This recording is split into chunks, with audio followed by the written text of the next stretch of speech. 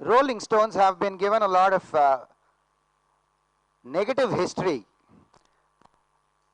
Uh, we actually mean, when we say Rolling Stones, someone who doesn't settle in one place properly, someone who keeps around changing his mind, changing his job, changing his place, uh, doesn't have stability, doesn't stick around. But I'm here to show that they have, that reputation is undeserving. I'm here to redefine what Rolling Stones are and to probably give them a better image as we go along in our lives. Because you see, of all the Rolling Stones that I've probably seen in my life, nobody beats me in being the biggest Rolling Stone of all. So in terms of Rolling Stones, I must know what Rolling Stones are. So I take you back to the year 1991. My first class in this test prep field. This test prep field is a vast one. Statistics tell us that it's almost 12,000 crores in India. It's growing at a rate of 40%. Cumulative annual growth, that's a huge percentage. But it's also one of the most unforgiving fields. Why? First and foremost, we don't have any syllabus. Secondly, the students who come to us, we don't have their TCs and marks lists. There is not much you can do in terms of subtle blackmail. If somebody else is doing that, we can't do that. All we can do is to pass across knowledge, convince the student that that's good for him. Obviously, we do the right thing there in passing across knowledge, right? And hope for the best that we have inspired them enough. So that's the background of my calling. I don't call this a job. It's my calling, it's my life. In fact, I keep telling students in my class, there are 3 corners to my life, 3 vertices of some kind of an equilateral triangle. One of those vertices is my books, the second one, my family, and of course, the third one, my students, all right? There is nothing that is at the top there. This is an equilateral triangle. It keeps on turning. Sometimes the students are the most important, sometimes the family, sometimes the books, all right? So let me take you back to 1991. My first day in this field, I had no plan to come to this field. Remember, I am a Rolling Stone. Rolling Stone. I was a government degree college English lecturer. Sounds to be a big title, actually. It is not. Trust me. English is the least important subject in government colleges. Right. So I was not really happy there. So one day I got a call from one of those institutes in Visakhapatnam saying that their English lecturer couldn't come on that day. Could I fill in on his behalf? I was actually not eager.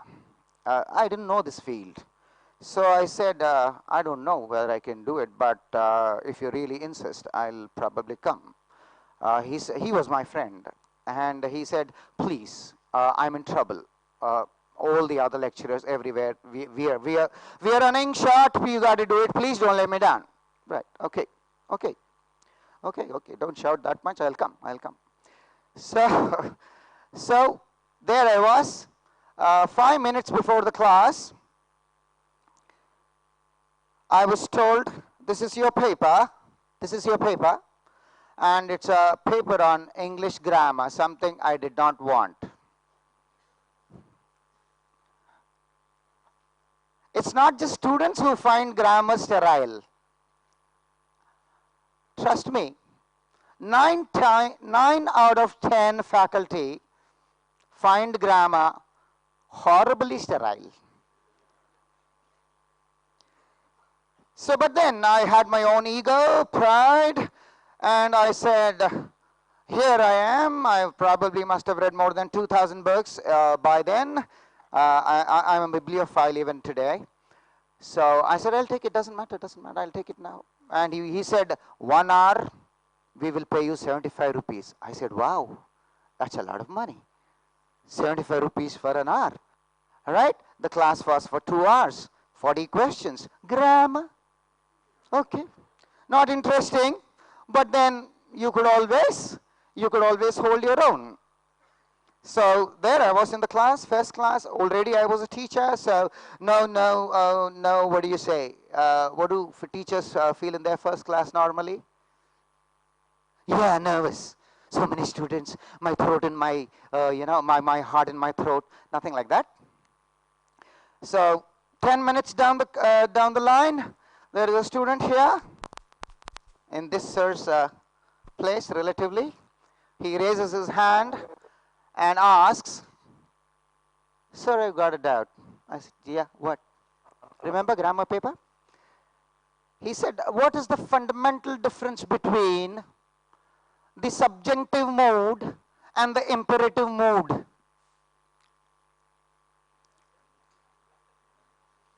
Never heard.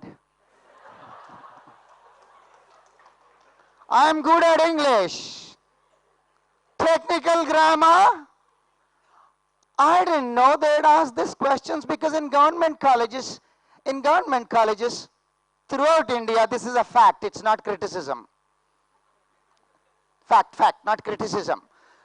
Nobody's bothered about English, forget about grammar. Right. So, I didn't know the answer. I didn't know it. I stood there rooted to the ground. A small, warm fire starting at the base and working its way up. Right? Now it's become very hot of humiliation. It started out as embarrassment, humiliation, shame, and a very important point in a man's life, in a person's life, in anyone's life. I could have lied. I could have told him anything, he would have believed me. I knew it, that he didn't know. The rest of the class didn't bother even. I could have gone ahead.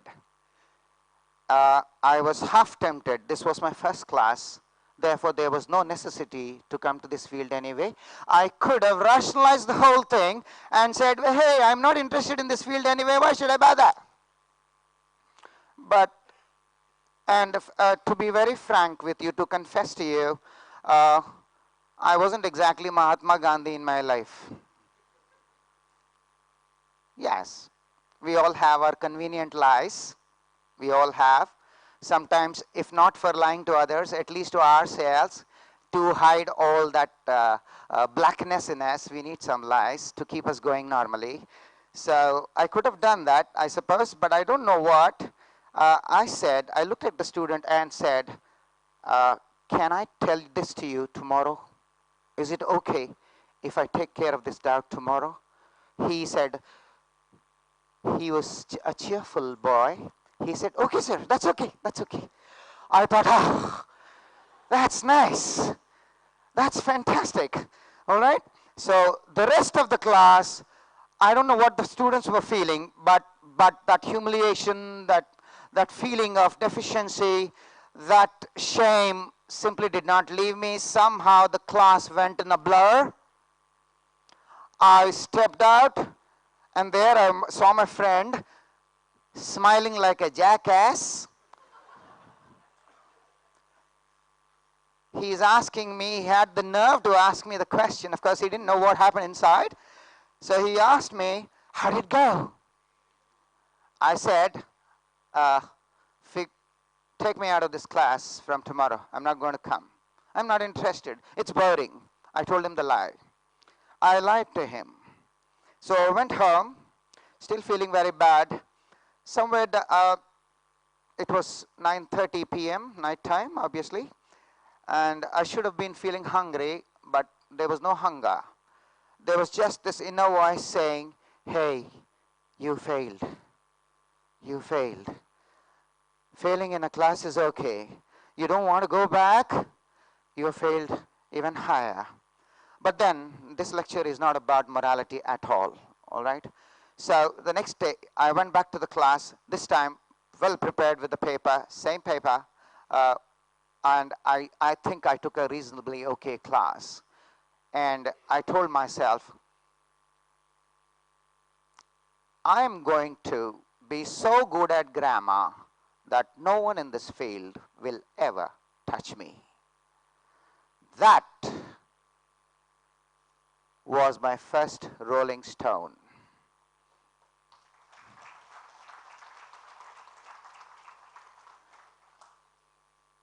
But then, making up mind is one thing, resolving is one thing. We all know that. 30th December, every year, most of us probably think, yep, next year. No, the next year comes, but nothing happens. In most of our lives, at least. So it was very difficult, but thankfully, my motivation was the humiliation I faced. It was good. Humiliation is good, now and then. So the nights were filled with adverbials, adjectivals, subject-verb agreement, tenses, conditionals, you name it. I was referring to 5, 6 books. Remember 1991. What do you have today that we didn't have at all? So you keep 4 or 5 books open, see that the definitions that I'm learning cover the truth, in all its, as comprehensively as possible, and go to the class a little nervous the next day, wondering and hoping that nobody asks technical questions from outside the syllabus. So I started with grammar, and I started rolling along. I was rolling along. Subject was rolling, so was I, right? So 1994, my employer said, now since you've become very proficient in grammar, since you're doing very well, why don't you take up vocabulary classes also?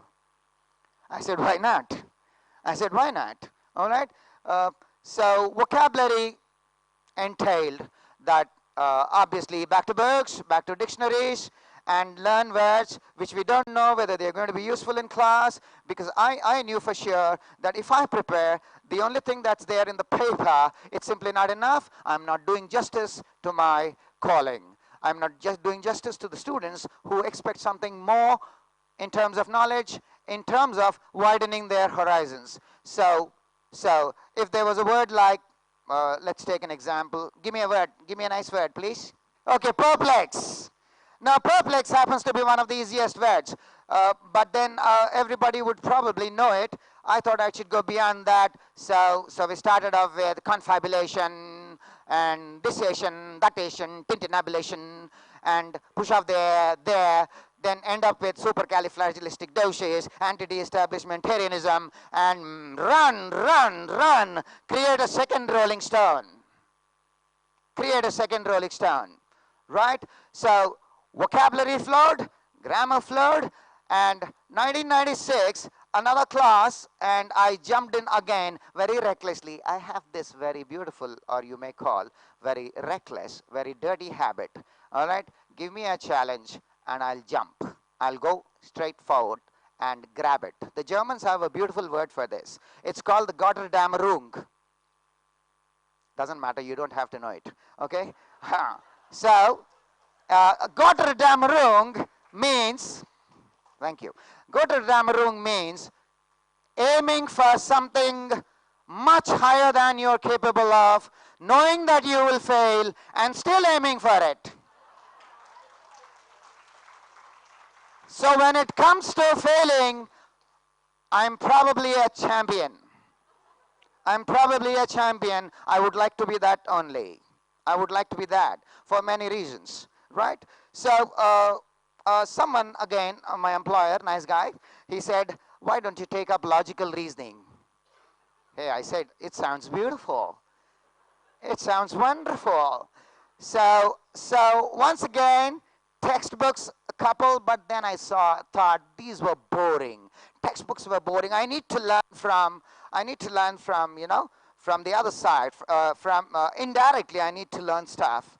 So then entered my book gurus, the book gurus, starting with, I moved to those fields which would probably enrich me while teaching me indirectly the art of argumentation, critical reasoning, critical whatever, right? Be good at my speech, be clear, all that. So Richard Dawkins, Matt Ridley, anybody recognize that name? Just, I mean, through bad luck, do you recognize that name at least?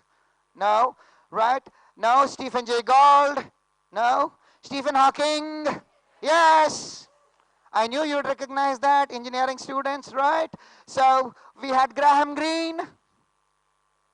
Not much, doesn't matter. So I knew that logic is something that encapsulates all fields. It flows like an underground river in a sea, vast underground silent river, taking along with it nutrients. Nutrients, in this case, to enrich people, to bring people together in a more, as the lady was putting it beautifully, commonsensical way, right? We need more of logic, less of language. In fact, if the logic grows up, violence, I meant. More of logic, less of violence, and I'm sure logic. So the next one was logic. Another stone was added. Please don't forget, I was myself a stone. All right? All right? And I was also rolling. So logic came, and in the year 99, computers came to Vizag. Right? I knew that I couldn't stay behind my students. I couldn't let them be smarter than I am in terms of using a computer. So I had to learn computers as quickly as possible. Another stone rolled. Right? Computers. Then came 2004. I thought I had enough of working. I don't want to work for somebody else. Let me start on my own. And I jumped into a startup, education field, test prep. And I was rolling, preparing the material, lecturer, advertisement, marketing, bargaining with these people, and some students who always come and say, sir, are you giving any discount? Right? Manage them all together. Manage them. So it was good while it lasted. While it lasted means it didn't last long. Right? What happened? I probably became a little too generous in giving discounts. That's one reason. That's one of the reasons. Then the second thing is, unfortunately, I was the only guy dealing with everything. And third thing, my father's health started degenerating. I started this startup in 2004, 2008. My father died, and I was also not feeling all that comfortable with this startup. I shut it down. It was another rolling stone, but it stopped probably rolling that much, but it still was a rolling stone. 2004, 2009, life went fine. 2009, 2010, another rolling stone. You see, I was 49. At 49, people are not expected to learn smartphones as well as youngsters. Give them something new, give them a gadget, and trust me, you know it. People who are not 25, 20 know it very well, how fast they latch themselves onto gadgets. I thought there is no way I'm going to stay behind students in terms of technology or in terms of any other thing that they do. All right? So while rolling along with my subjects, mentoring students, right? 2010, actually I left behind a very, very big one. All right, here it goes. Guys, 2008, 2007, what was the big one? No, not a gadget, something. Facebook. I can't be there just because Mark Zuckerberg is offering it for free. No. I'm ready. Trust me, even today, I'm ready to pay money to be on Facebook. Why? That's one of the best ways I can roll. I can roll and still roll along with my students. In fact, most of my students, or all of my students, are in a positive way rolling stones themselves. All right. So I say, now we have smartphones, and there'll be many more rolling stones in all our lives. So let's not confine ourselves to one narrow view. Let's not be hedgehogs. In the management, there are a couple of concepts. They're not concepts, ideas actually, right? Either you are a hedgehog, a specialist looking through a narrow channel at the world and thinking that's the only world. For me, that lady from Manipur is the only world now, right now. Now, okay, you can be a hedgehog with that kind of linear thinking. The moment you're taken out of your domain, you become useless. I didn't ever want to be that. Rolling stones cannot be hedgehogs. There is one more management idea, all right? Although I'm not a proponent of management and management skills. Right, so the next animal is fox. He thinks gray. He's comfortable with uncertainty, right? He changes with the times. So rolling stones are those eclectic individuals who face challenges boldly, who face challenges with knowledge, who face challenges with sense of humor, who face challenges, who live day to day. Doesn't matter. Let's see what happens tomorrow. Doesn't matter. Today I need to take good care of life. Therefore, my dear young friends, ladies and gentlemen, rolling stones also rock, and that's an idea that we need to spread. Thank you very much.